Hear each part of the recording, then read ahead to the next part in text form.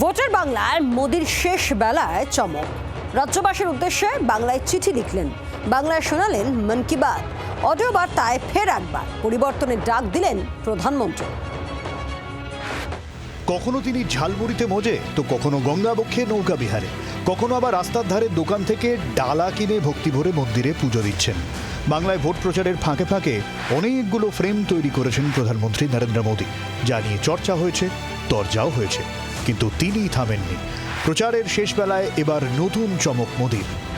সোমবার বিকেলে রাজ্যবাসীর উদ্দেশ্যে বাংলায় চিঠি লিখলেন প্রধানমন্ত্রী, বাংলায় শোনালেন মন কি বাত।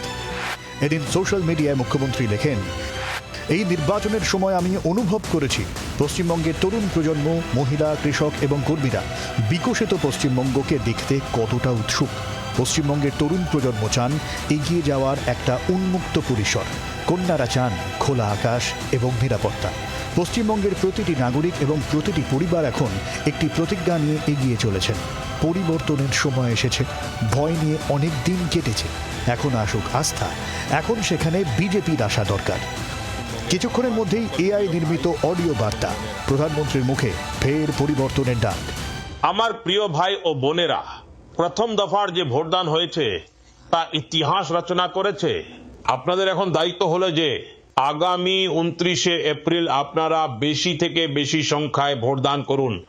গণতন্ত্রের এই পবিত্র মন্দিরে বিজয়ের পতাকা ওড়ানোর আপনাদের কাছে এক অসাধারণ সুযোগ এসে উপস্থিত হয়েছে।